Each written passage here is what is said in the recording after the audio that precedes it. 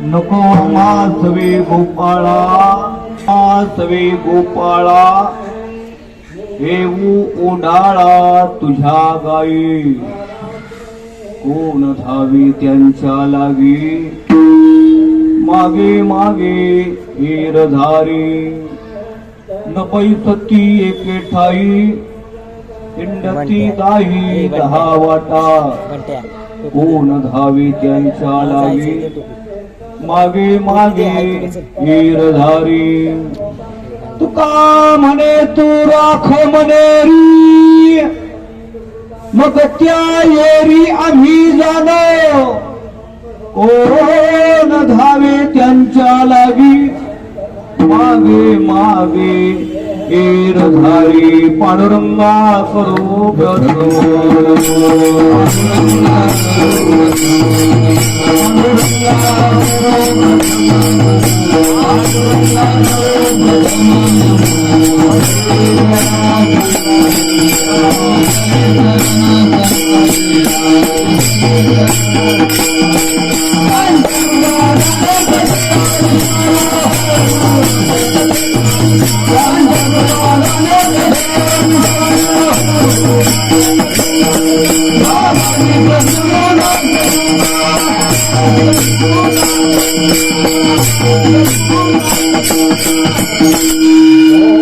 पांडुरंगा करू प्रथम नमन, दुसरे चरणा संतांच्या, त्यांच्या कृपादाने कथेचा विस्तार.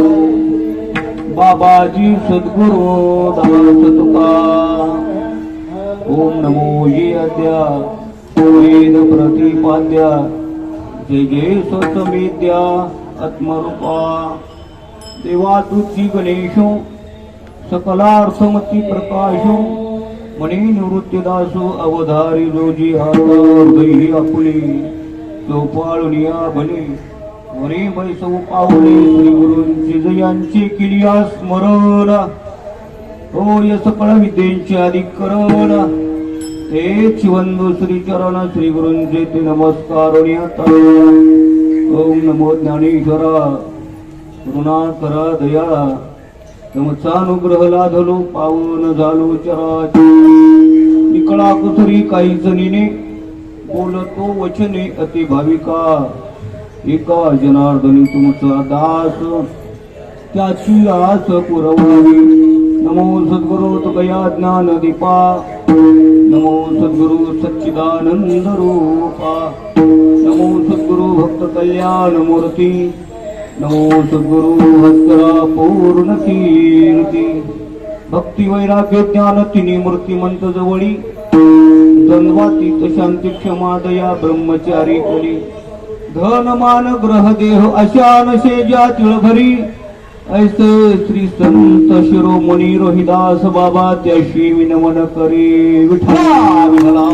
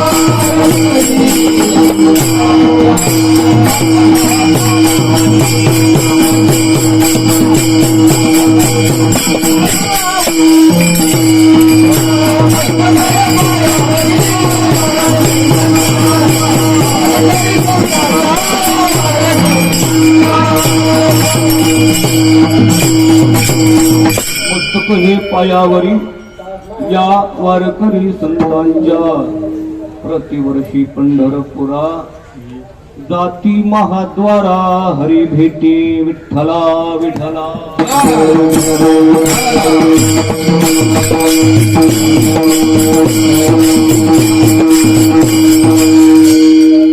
नको आम्हा सवे गोपाळा. नको आम्हा सवे गोपाळा. येऊ ओढाळा तुझ्या गाई. कोण धावे त्यांच्या लागे. मागे मागे एरधारी. प्रस्तुत प्राप्त प्रसंगी कीर्तन रूपी सेवेकरिता घेतलेला अभंग महान भगवत भक्त महान वैष्णव अवतार धारक करुणा सिंधू दयाघन पंचम वेद निर्माते जगमान्य जगवंदी जगद्गुरु श्री संत तुकोबाराय यांचा हा उत्कृष्ट असा चार चरणाचा भगवान श्रीकृष्ण आणि गोपाळ यांच्यामध्ये झालेला संवाद आहे. विठला विठला.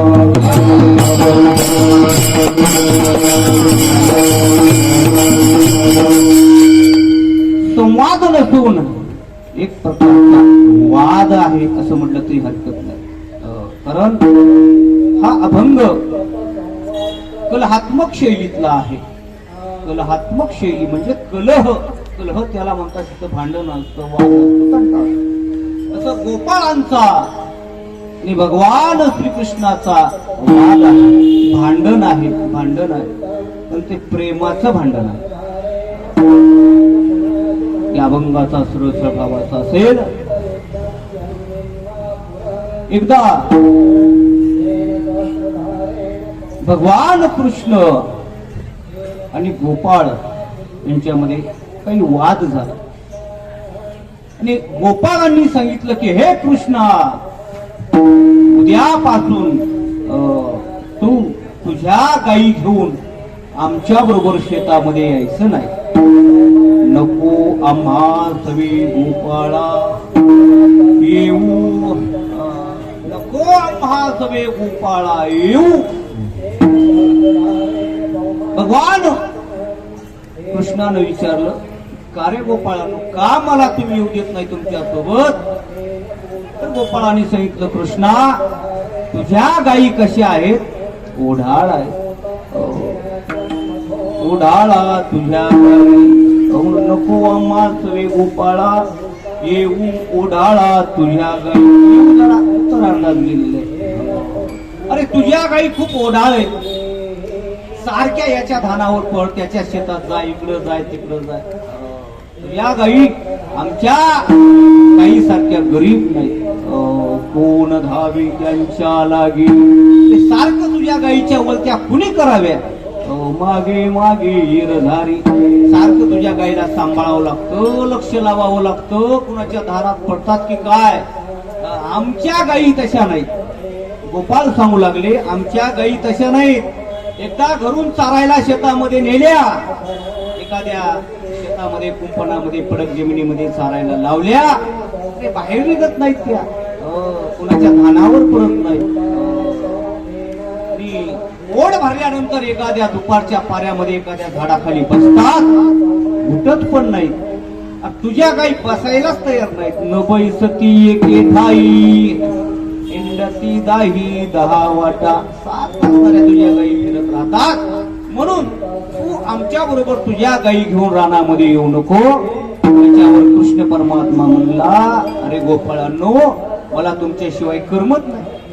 हो, मला तुम्ही असं सोडून देऊ नका, काहीतरी करा. हात जोडले परमात्म्यानं. आणि मग शेवटी गोपाळांनी सांगितलं, तुला आमच्या बरोबर घ्यायला आम्ही तयार आहेत, पण एका अटीवर. तुझ्या बाकीच्या गायी तेवढ्या आम्हाला त्रास देत नाहीत, पण तुझी एक गाय खूपच त्रास देते. कृष्ण परमात्मा म्हणला, कोणती गाय. गोपाळांनी सांगितलं, मनेरी नावाची गाय, ती खूप त्रास देते म्हणली. केवढी तू काय सांभाळायची. मग त्या येरी आम्ही झालो, तुका म्हणे तू राख मनेरी. मनरूपी गाय कृष्ण परमात्म्यानं सांभाळायची, मग आम्ही बाकीच्या सांभाळू. ठरलं. परत असणारे गोपाळ आणि कृष्ण एकत्रित आलेले आहेत. सुंदर असणारा अभंग पण या काल्याच्या प्रसंगाला घेतलेला आहे. विठ्ठला विठ्ठला.